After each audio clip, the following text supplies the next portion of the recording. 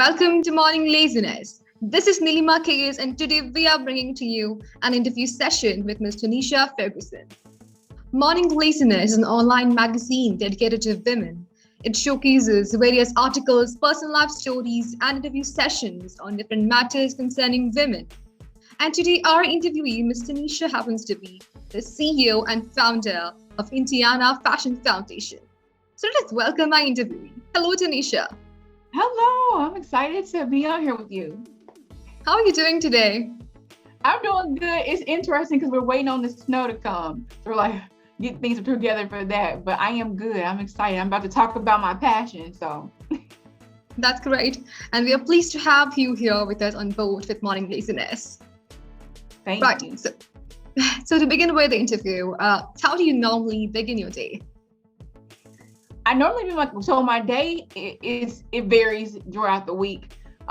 Each week I'll just set aside like the time to say, okay, this is what I need to do this week, right? But then of course every day evolves. Like we're expecting snow.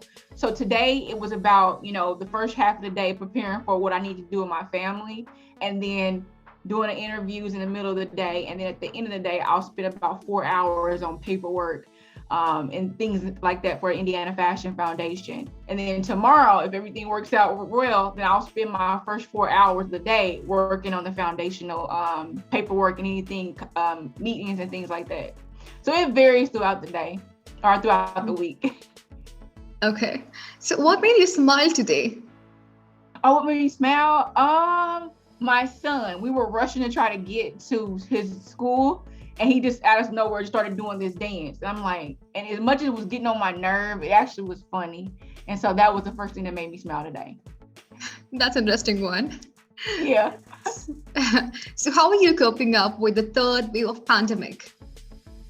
Oh man, for me, coping with the pandemic is a day-to-day thing. Like it's more like, instead of me overthinking it and being upset about it, I do my best to just stay safe and, keep those around me safe, you know what I mean? And respect others' wishes with it. But I just take it one day at a time because it's definitely overwhelming. It's definitely draining. It's definitely, I'm over it as well as many other people that I know. And then you hear it online, people are over it. However, it's just like, you just do what you can in those moments and keep persevering. Mm-hmm. Right. Yeah. Now, since you have made a fashion background for your career, were you a fashion enthusiast from the very beginning itself? Yeah. So with the fashion industry, I love it. I love the fact that fashion can transform someone, that it could help bring out, the person that's wearing those pieces. And I also look at fashion is just how you operate, how you live your life, like the fashion of you. And so that is something that I enjoy about fashion. And then also, of course, the great clothes. So is that what fascinated you to the fashion world? Yeah, that. And then I started being interested in fashion when I was a teenager. And so it was more like, I want to learn how to sew. I want to make some cool designs. I want to travel the world and people wear my pieces. And then, so that was a big draw for me. And at that time, I was studying FUBU. It stands for Us, By Us. Some guys that started a t-shirt brand that became into a global brand, because Indiana doesn't have a lot of opportunities when it comes to fashion, which was a reason for me starting Indiana Fashion Foundation, which I know we'll talk about later. But that was definitely a draw for me in the fashion industry at an early age. Absolutely. Now, you had started your career, as you had mentioned, as a sewist. So in your early teens, in fact. So did you find it challenging? I mean, in fact, right now, I can hardly sew a button. So do you find it challenging? So I found it just fascinating. I'm like, oh, wow. And it was more that I could take an idea and bring it to life. And I'm like, oh, okay, I can sew. So I literally went and got a book and read the directions, went and got a little sewing machine. I think I got it from Walmart, I believe, and just started learning how to sew. And I messed up a lot of pieces and just recreated. And that's how I learned. And then over time, I started meeting with other people who would teach me different techniques. But it definitely was fun at first, and it's still fun now. So I didn't look at it as a challenge until I started getting more involved in it. And then I realized, wow, there are some different things that are challenging in this industry. And one is resources. One is being able to actually build a brand, as a teenager, and then even as an adult. Another challenging thing was just navigating in the space, learning my style and my voice. So there was definitely some challenges in the beginning and now. Mm-hmm. Right. And it seems like the more you dive deep into this fashion world, the more you loved it. It seems like that. Oh yeah, I loved it. And so at 15, because I was so interested in fashion design, I was also enrolled in cosmetology school. So in that course, I started meeting other people like me, but people who not just wanted to design, but they also wanted to do hair, they wanted to do makeup, they wanted to sing, they wanted to like just be a manager or something and help, organize. And so that's where I started producing fashion shows. So from being a designer and then diving into the actual production allowed me to like dig deeper into this fashion industry and see multiple sides of it. That's great. Now, let us now move on to some questions about your professional journey. We have almost started one. So, now tell us about the Indiana Fashion Foundation in a nutshell, perhaps. Oh, yeah. So, Indiana Fashion Foundation was started in 2018. It's a 501c3. And it was started because of decades of me being in the industry and traveling and then bringing resources back to Indiana and hosting workshops, because it was also about how do we teach others how to run a business in the industry or develop professional skills. And so anyway, Indiana Fashion Foundation was formed. It was between myself. I came to New York, found some resources, didn't even know I was going to get those resources, brought them back to Indiana. And within 6 months, the president of Indiana Fashion Foundation, his name is Michael Weston, he and I built Indiana Fashion Foundation here and launched Indiana Fashion Week. So it's literally a bridge between the fashion resources that are global and helping it bridge those in Indiana with those resources and even anywhere, but it helps us like be able to help the artists here to be able to create sustainable businesses and learn about the industry. Interesting. So, what are some programs you're planning to introduce through Indiana Fashion Foundation this year? Oh yeah, so we have Indiana Fashion Foundation. Our programs consist of the Emerging Designer Incubator, and that's where designers actually can come and learn about creating sustainable brands, and not just the design piece of it, but actually the business piece of it. So them learning about that. We have Imagine If, which is our youth fashion cohort where kids get to come in, experience the fashion industry, learn about the different pathways, because again, designers are the heart of it because they're the ones that's creating the clothes, but there's all kind of other areas, whether you're a PR, you're in marketing, whether you are a project manager or a stylist or whatever. So we teach them about all these different angles in the fashion industry. We also have Indiana Fashion Week, which is amazing because that's where it brings all the community members together in fashion. It also brings those who are not from Indiana to the state to learn more about what Indiana talent has to offer, and then also links them with those that are not in Indiana as well. So we look forward to those. So those are three main ones. Mm-hmm. Absolutely great. So, who was your greatest inspiration in this industry? I have several. So, okay, greatest inspiration in the industry. Let's see. So, when I first started producing shows, Fern Malice, she was the creator, or she is the creator of New York Fashion Week. So she became an inspiration to me when it was with learning about the fashion industry and learning about how to produce a fashion week. The guys at FUBU, they inspired me when it came to me developing my own fashion line. And then Andre Leon Talley, which he's recently passed away, he was a big inspiration to me because he was a Black leader in the fashion industry. And it was something that I was just really proud of. And it really inspired me as a leader. Mm-hmm. Oh, right. And Cassandra Diggs. So when I was forming Indiana Fashion Foundation, because I'm running a nonprofit, it was like, okay, how do I really show the value of the fashion industry and how it literally can help the creators here and also the professionals, right, with the nonprofit and the community.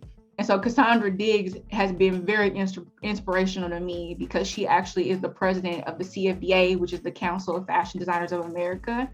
And she has been a big inspiration. So basically I have multiple people that inspire me based on the area that I'm working in. Right. And you also happen to be a best-selling author. So you could perhaps share with us a short synopsis of your book, Year of the Creator, A Guide to Create Your Vision with God. Yeah, I love that book. That book that I literally created that in 2019 towards the beginning of the pandemic. Because I'm like, okay, while we're going through this pandemic, I'm going to release an idea, a goal of mine. And so I run Indiana Fashion Foundation, but I also have, I'm a creative strategist. So I help those learn, like, who are overthinking their goals, but they're great at what they do. I teach them how to plan, position, and prosper their goals. And so Year of the Creator is about that. It's about my journey creating Indiana Fashion Week. And then it also talks about how to plan, position, and prosper your goals, and how to move boldly in it. So I love the fact that it's an inspirational, faith-based book. Interesting. Now, talking about this industry, fashion, if you see with the climate change around, many industries are implementing policies which are eco-friendly and sustainable. So do you see a future of sustainability in fashion industry, and how so? Yeah, definitely. And it's interesting to me because, there's a lot of organizations, especially smaller organizations, that were already doing this pre-pandemic. So I'm interested to seeing, like, those companies that are talking about these movements towards sustainability and even diversity, if they'll keep it up, because it's almost like a trend word now. But yes, to answer your question, yes, consumers want to know where their products are coming. Consumers want to know what's the story behind the brand. And that's important. And so I do see more organizations, companies, people with products and services really pushing the same sustainability part. And then also, connecting via online and also in person, and using different types of measures and things to just engage with their customers. So I definitely see that's something that's here to stay. And I'm also intrigued on the companies that are now pushing it, seeing what other things that they do, especially to help the smaller businesses. That sounds brilliant. Now, how would you like to encourage young girls to take up a career in fashion industry? What tips would you like to share with them about the same? Yeah. So I started designing as a youth. So it's very important to me. That's why we have Imagine It with Indiana Fashion Foundation, to be able to nurture and help creators and young girls, young men on their journey. So whether it's just us teaching them, different ways that they can dress to express themselves, whether it's us teaching them, techniques for them to make their own designs. I love the fact that fashion bridges with STEM.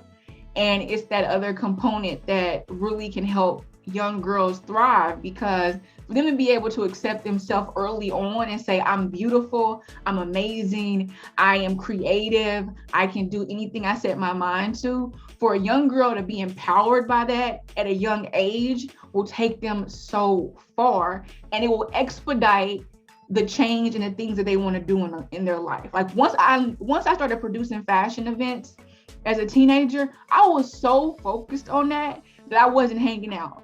I wasn't doing a lot of stuff. Now, mind you, I still was a kid and I still was doing stuff, right? But overall, I was so focused on my dream and making an impact that it shifted the trajectory and the things that I did. So I would just give some advice to a parent. Definitely get your young girl involved in fashion, even if they don't want to be in the fashion industry. Just being around that creativity and just that environment can help them really just impact their life. Interesting.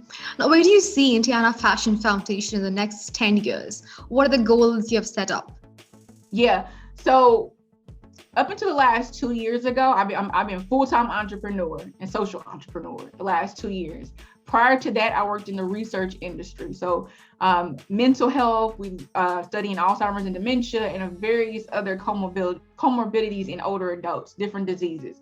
And so anyway, I see Indiana Fashion Foundation as in two different spaces. One, we're in the space of research and development. So we're showing how fashion integrates with tech, with health, with various agriculture. So we actually have our own building where you see the lab and you see fashion products and different things being tested, whether it's testing, adding sensors to clothing or things like that. So it's part of this bigger mission to impact the world through health, technology, and agriculture, and even transportation. So when you see that, and then you also see the division where we have our creators, the fashion professionals, those who are being able to develop their products and services and get exposure and learn about the industry. And we've actually been piloting both of these. So I'm excited for the future for Indiana Fashion Foundation. Right. Now, lastly, what do you think this world needs the most? I think this world needs the most, kindness. Kindness and just grace. Because even like, you can just feel the tension when you go to certain spaces. Vaxxed or not vaxxed, if you are, working from home or not working from home, it just various different things that everybody goes in and has their own walk of life, right? That everybody has their own thing. But I feel like if everybody can just be kind, and not in a way where you don't say what you mean, right? So if I have a problem with you and I say it, but I say it in a kind way, in a way that moves the conversation forward and we respect each other's opinions, I think that goes a long way, that kindness. But authenticity. Right.